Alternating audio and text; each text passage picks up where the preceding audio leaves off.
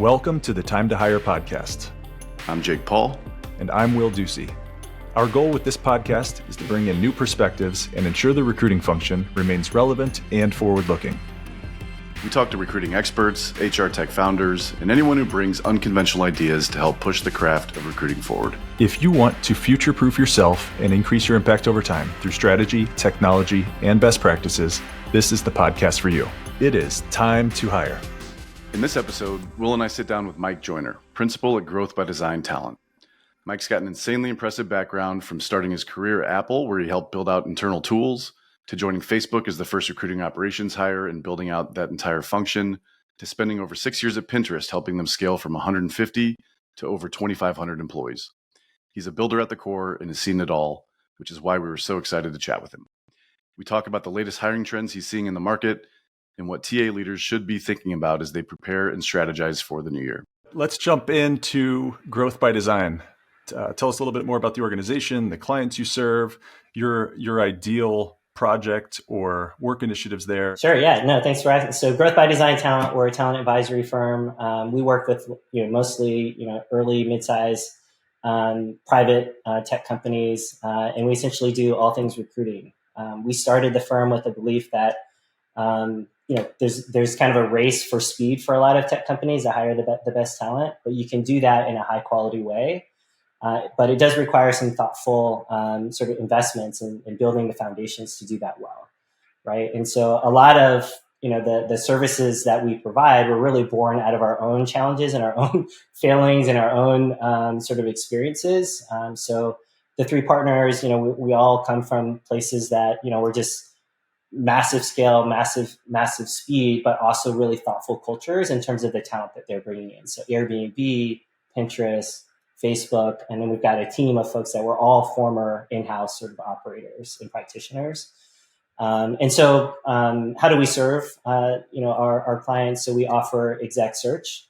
And so largely focused on people and talent leadership roles. So a good way to build a culture that can sustain is to get the right leadership team in place. And so, that is our wheelhouse. We love, connecting with leaders in the community. Of course, we do advisory work. So think of this as like fractional recruiting operations. So we, help teams sort of build and evaluate their tech stack. We help them put in structured interviewing processes for, scaling out in a consistent way, high quality evaluations. We do, talent brand kind of work. So think of that as like anything that an in-house recruiting team would do. We have the capability to deliver that either on a retained or on a sort of project basis. And then one of the things that we really enjoy, largely to kind of get out our in-house like leadership energies, really connecting with the community through training. And so we have a recruiting leadership academy series where, we kind of focus on topics that we've seen historically be areas of growth and development for teams, both, for us earlier, our prior selves, as well as, folks that we connect with. So diversity, recruiting strategy, building and leading high-performing team for people that are, stepping into head of talent role for the first time. Capacity and resource planning, which tends to be like a blind spot and a skill gap area for folks. And then we have a bunch of different like skill training workshops that are specific to different things, influencing with data, being a talent advisor, all those kinds of things. And then we also built a software product called Recruiting Plan.io, which again is kind of built out of our own experience and frustrations and not seeing something available in the market that really helps recruiting leaders and teams think about how they respond to sort of hiring demand in a thoughtful way. How many years have you been doing Growth by Design? Yeah, so 4 years now, yeah. So over the 4 years, I'm curious, like, how that evolution has looked as far as like specific pain points that you've been solving for your clients. Yeah, I mean, there's definitely like in the boom times, it was like we're helping them build their teams. So that was a big heavy emphasis on like search. And we had an entire like R for R, recruiting for recruiting and recruiting for HR practice that we spun up, just given the demand and, helping teams, support teams, and just, an opportunity for us to really get plugged into the community, connect with a lot of really great people.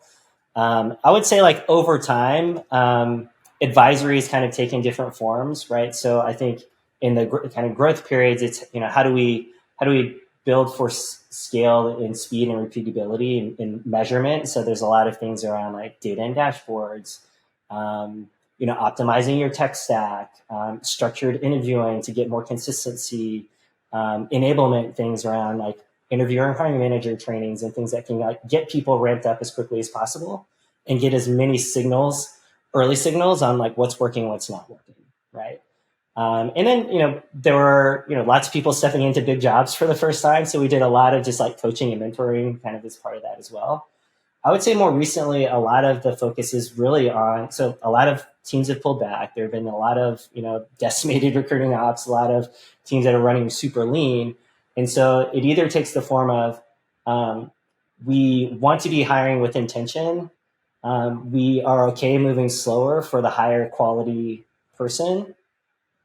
And we also still need to be building the foundations because at some point we're going to be returning, but we don't want to sort of build back that team in-house just yet. So we're doing a number of different fractional recruiting ops engagements where we are essentially still building out the foundations in partnership with members of the team. I would say, in prior years, like they already had a team. So we're just maybe advising as opposed to like in there doing the work with those teams. So that's a lot of what we're doing as well. And then the project-based work is really around, how do you get the signals without putting sort of like false validation steps in place to build confidence that you are hiring the best person possible. Because if before you could hire 10 people and now you can hire one, you're going to be super picky about the one. And people want to get as much confidence as possible that is the right investment for this one, hire that I can make for the year potentially, right? So we're doing a lot of work in that space as well. Does that dynamic create a bit of like paralysis by analysis now that it's like we have so many candidates to choose from, we want to make sure we nail it? Does that ultimately impact potentially in a negative way? Yeah, I mean, I think there's some things that are like as old as time, which are like hiring managers always think that there's more, right? Yeah. And there's, that there's the unicorn perfect candidate somewhere. And so it is all about risk. I mean, hiring is a risk exercise, right? Like how do you mitigate as much of that as possible through, assessment, references and things like that to get as clear of a signal that this person can be successful. I think that, some of the engagements that we've had and, conversations around, things like bar raiser programs. And, we're working with one client that has kind of a desire to both move fast with high intention, but have put in place some things that maybe have, side effects that were, not intended. So for example, like on some of the technical roles, making sure that someone has at least a score of 4 out of 4 before proceeding to an offer, right? But like, has the analysis actually happened where that actually has any sort of correlation to someone's performance, retention, engagement, career progression at the company? That analysis had not been done, right? Before they made the decision to do that. And so we're asking those kind of questions and helping sort of navigate that.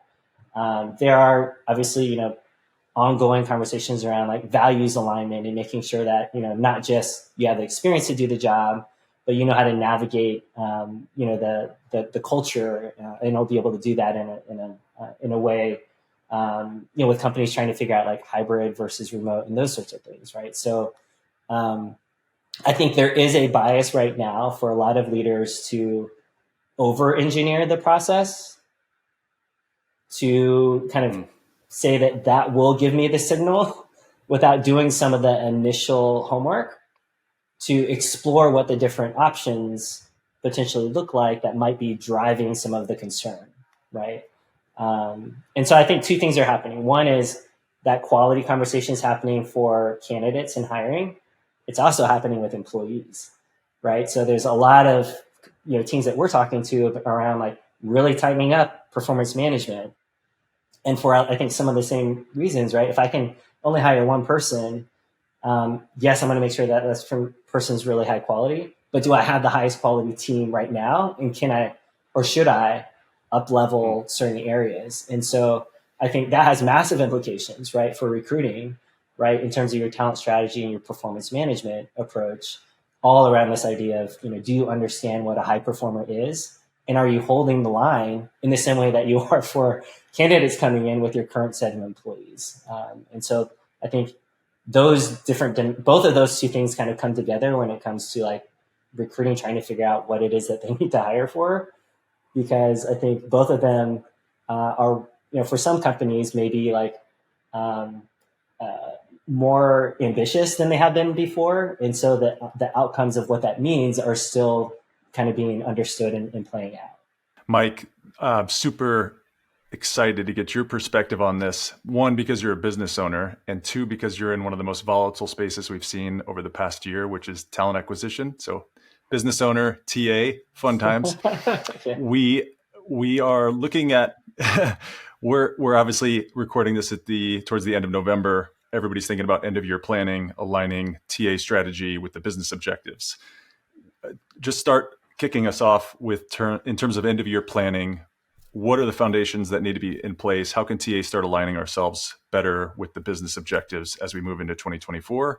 Obviously, looking at the macro environment, the volatility that we've seen, doing more with less. Yeah. Yeah. I mean, I think what we've heard pretty consistently from, the leaders that we're connected with in our network is that it's really tough to figure out your talent strategy when the company is still trying to figure out its strategic plan.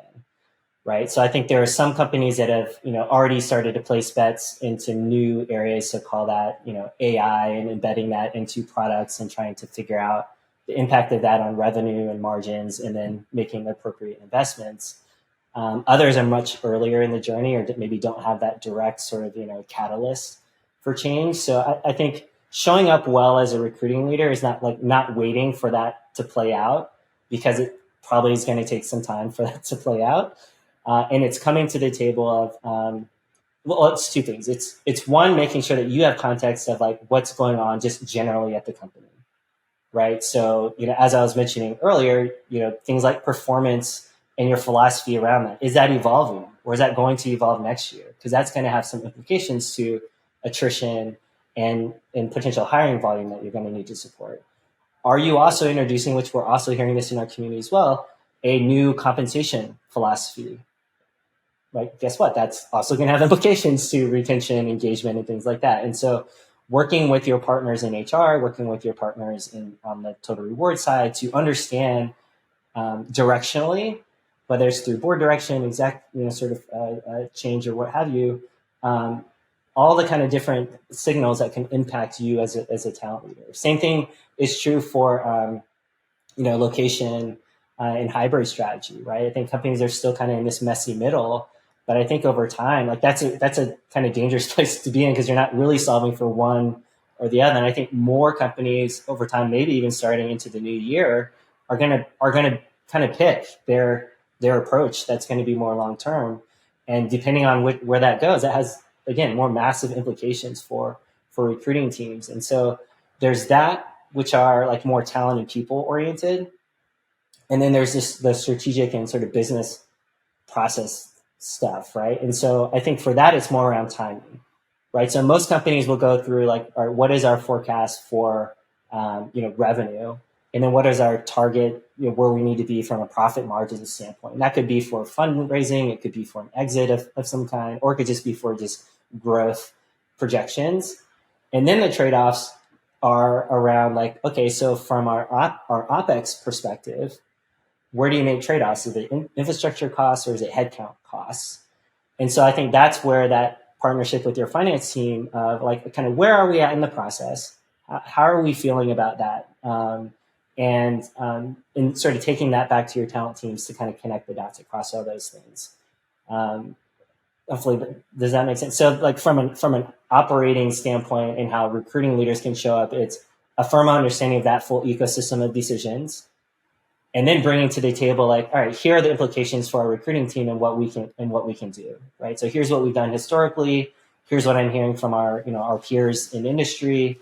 Here's how we're going to come into the new year. And I think this theme of adaptability and flexibility is going to be absolutely essential for like, regardless of what company you're at, whether it's still a high flying growth story because it's still uncertain of like how long that will persist if you're in that zone, or it's going to be choppy for probably another year or so. And so that could be bringing like different options into what that could potentially look like. In the same way that business leaders and your finance and sales partners are sort of scenario planning around different outcomes, you can show up proactively with those sort of same things in mind, right? So if there's 30% risk in the plan, right? What does that look like from a resourcing standpoint in terms of how we can adapt to that in these different sort of potential outcomes? Yeah, I can definitely say I'm glad I'm no longer in TA leadership. Is like, historically it's always been tough enough to wrangle all the other departments in the organization and to get some semblance of a concrete plan. And when you throw that in with the existing macros and the uncertainty of everything, I would imagine that's even more volatile.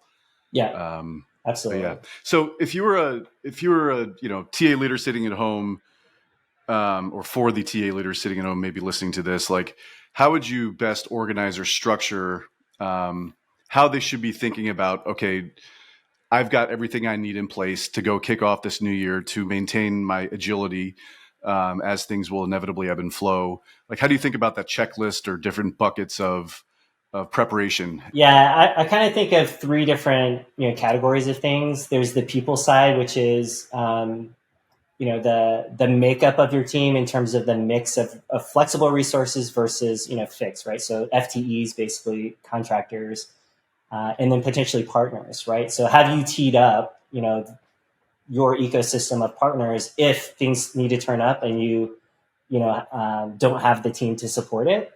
And then if things maybe are lower in terms of demand than anticipated, do you have the flexibility to roll off contractors without impacting sort of like the culture of like your more permanent team? So I think you're trying to get a sense of like maybe historically looking at like how close have you been to predicting sort of hiring goals in the past? Have you been plus or minus 20%, plus or minus 50%?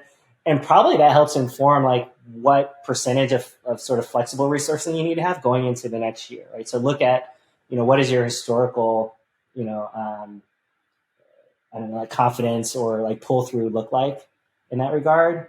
And so we have a lot of teams that are proactively thinking about like maybe instead of 12-month contracts, you're signing 6-month, or even some cases like 3-month contracts for for contract recruiters.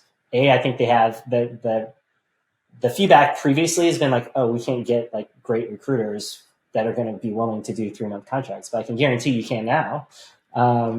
Great recruiters that are more than happy to take on 3-month contracts now, and probably at pretty competitive rates. And so there's that.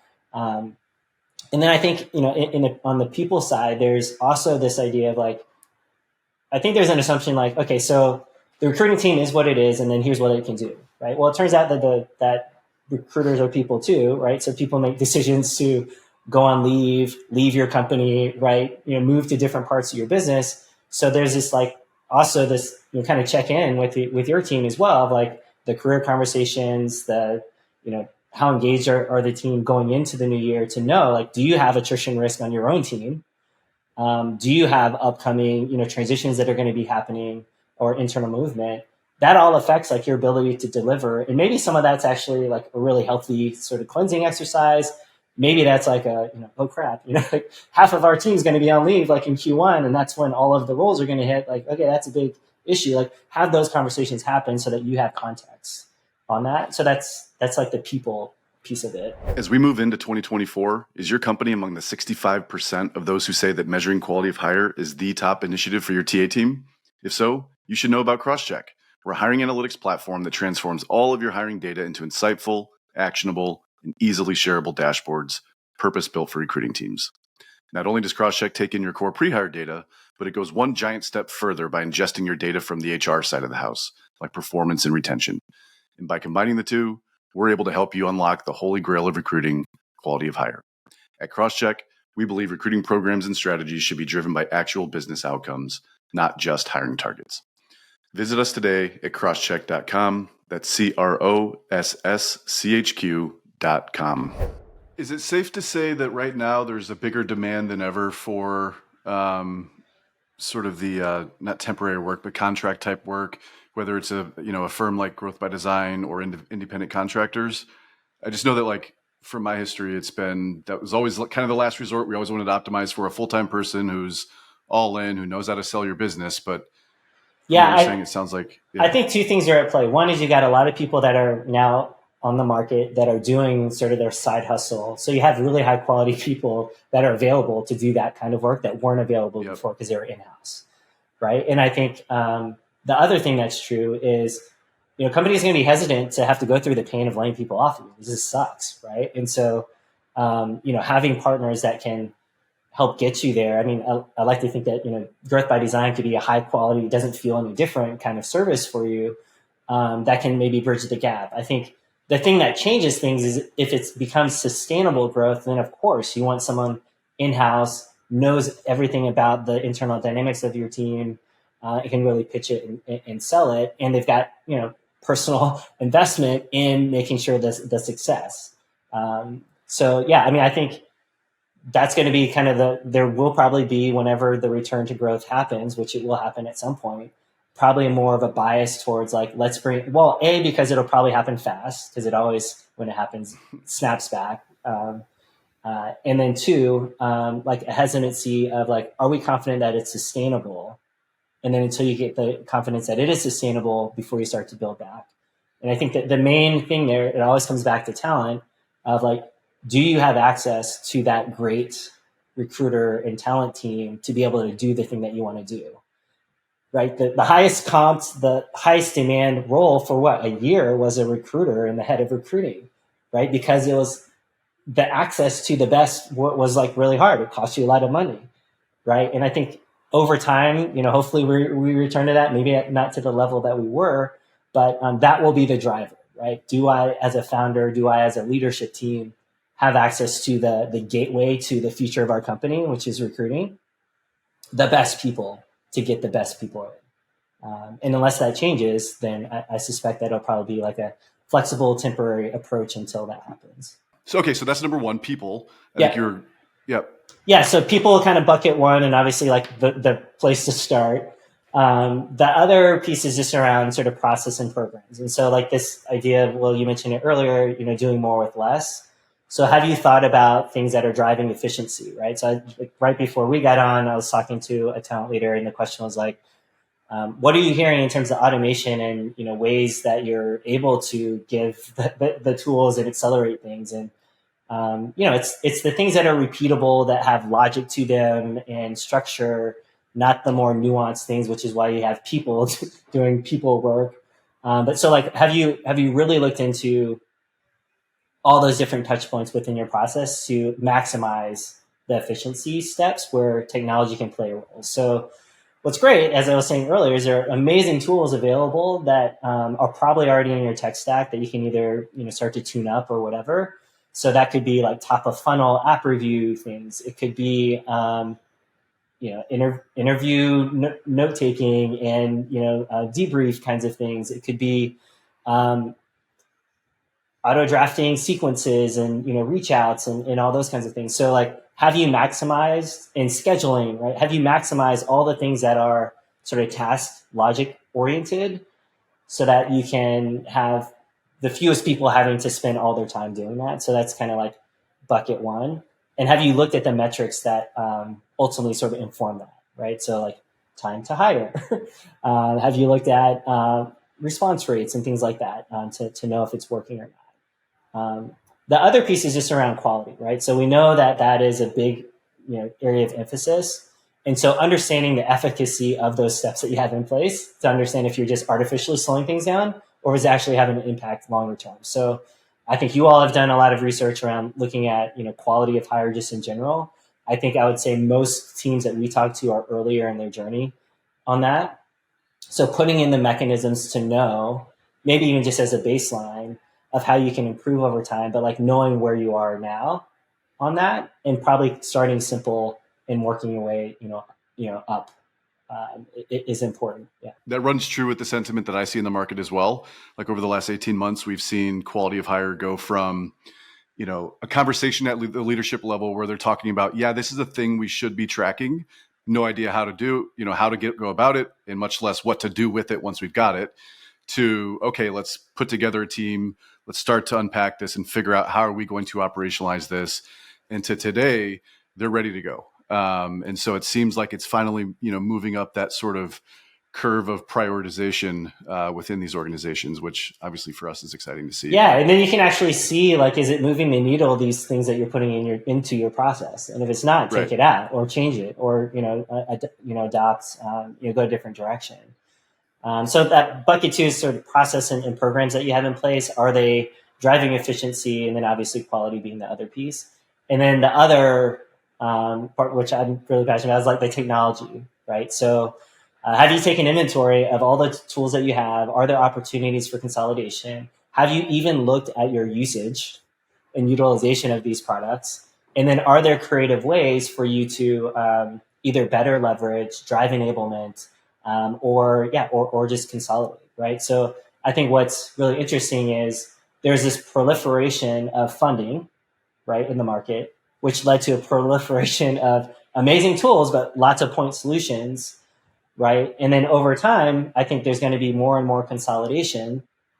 But I think what a lot of these vendors and products are doing is like they're trying to grow their TAM, right? And by doing so, there's more and more overlap of your tech stack if you have a broad set of tools, right? So like now you've got like a gem, which historically was a CRM, now has ATS, has analytics and all those sorts of things.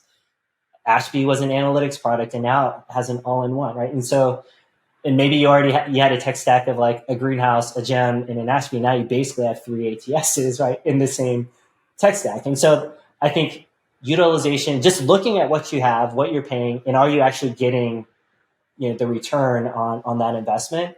And if not, put that into places where you have pain points and gaps and reinvest that. I would say the universal one is LinkedIn Recruiter, right? So I think everyone's trying to find ways to divorce or find ways to optimize. And I've heard like crazy stories about like nothing's changed, but our price went up 60% year over year. And I say nothing changed. In fact, we have fewer users than we had before. And so I think there are going to be some of those realities going into new year where even if you do nothing different, you're going to have to cut because the price increases and the pressure to consolidate. Like if your budget doesn't change at all from your finance team, then you kind of will need to be creative. And so I think a lot of teams haven't taken the time to really do that assessment. Actually, multiple clients that we're working with, we've worked with them on their sort of tech stack evaluation, and we're doing all those things. Like, is the feedback even good on people that are using the tool? Are the licenses that you're paying for, are you utilizing them? Do people know that they have access to use the thing? And you'd be surprised at what you discover just by going through that process and having those conversations on what's working and what's not working. Mike, really interesting to see how talent acquisition goes through these waves of cycles, right? 2 years ago, if you would have said, hey, we're going to be inundated with applicants and we need to spend all of our energy getting a tool to help us with this process, that would have been laughable. And now, like, I think what's gone by the wayside is interviewer training and maybe reference checks, like the things that help drive some of those quality pieces. At least I'm not seeing those. You touched on this at the beginning with AI note taking and application review and those sorts of things. Maybe talk to us a little bit more about some of the tooling in the marketplace that you're excited about, things that you think will stand the test of time. We're going to be talking about this 6 months from now, 2 years from now, 3 years from now, that will always help drive TA efficiency. I maybe thinking about like both sides of that. So I think there's the internal sort of recruiting team and employee experience, and I think there's the candidate experience side. So I think over time, starting from the candidate experience side, like I've been a part of trying to build out custom tools in-house to try to create more transparency. And I think when there's sort of this return to actually, this is true for certain pipelines even now. I mean, I think there's always bright spots and, hard to hire roles regardless of the market that you're in. So being able to tell your story, being able to be, I think that the bad rap that recruiters will often get is like ghosting or, not showing up with, with intention to conversations. And I think having, tooling that really helps drive transparency in the process, really helps the candidate put their best foot forward and allows the company to sort of tell their story in a differentiated way. I think that's only going to get more and more powerful. And I'm really excited about that space. I think because it benefits, like as I was saying, right, it allows, I think, candidates to really represent their experience and what they can bring to the table beyond just what's on the resume. And as I said, like, a lot of people don't get that opportunity today, right? Where you could potentially even proactively do that ahead of an application, and you become discoverable as a result of that. Right? I think on the internal team side, I think just the amount of automation that you can do, and I think the amount of insights. I mean, because of the tooling and the sophistication, there's so much data that's being collected that before you'd have to click the button or you'd have to type the thing in order to capture it, and then that becomes like a super messy thing, and you can't really do any sort of analysis off of that. So I think because of all of this stuff, and like think about like if every interview at your company for the entirety of your company was transcribed and the insights that you get off of that, if every sort of manager performance conversation gets transcribed, like imagine like the insights you can get, like lots of learning is going to come from that, lots of enablement is going to come from that, and then probably a lot of things that are like very data driven that drive programs that I think historically you've had to like lean on a survey, or you've had to just have anecdotes and things sort of shared back in terms of the effectiveness of some of that stuff. So I think AI is obviously going to play a big role in that, and I think really a lot of the exciting things, at least for me, is I'm just thinking of a perfect use case of I've been a part of different like company wiki build outs, right? It's like how can you make it easy for employees to get answers to whatever they have about the company,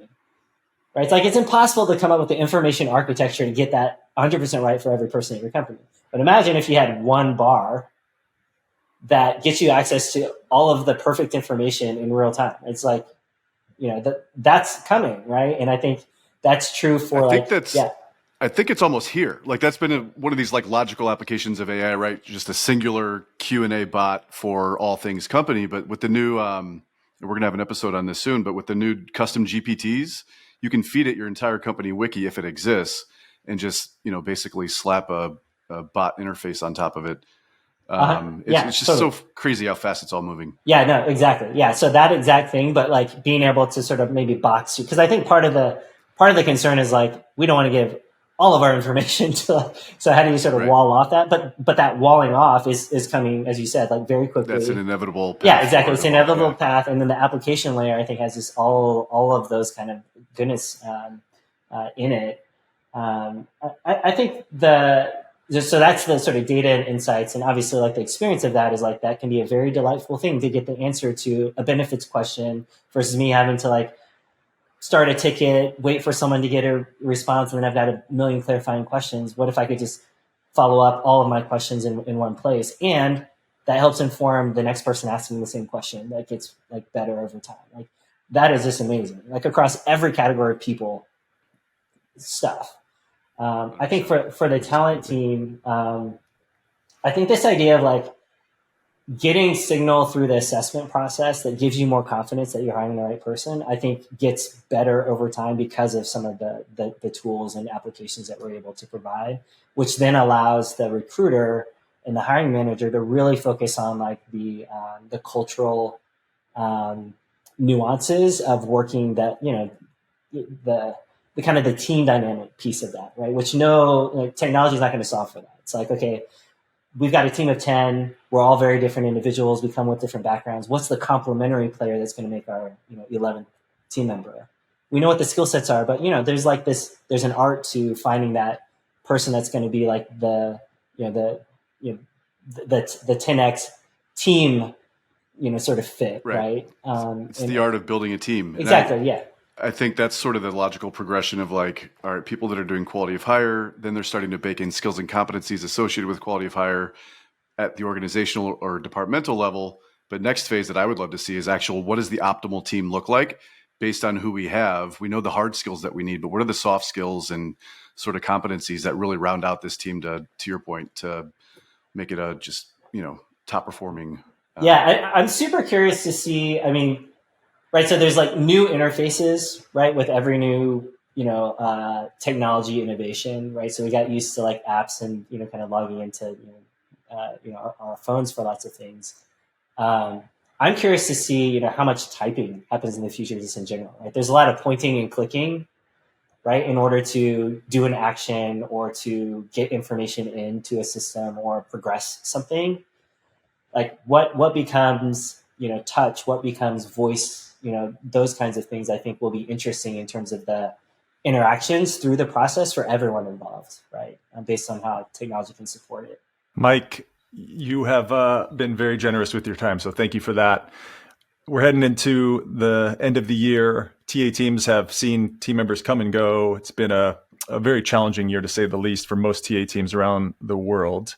And I know one thing you talked about in your weekly or monthly summary was around how do we celebrate TA and recruiter celebrations and really celebrating the team. So if you have any ideas there, would love for you to jump into that. Yeah, no, I mean it's a hard time. Like it's been an exhausting year, right? Like very draining for a lot of folks in industry.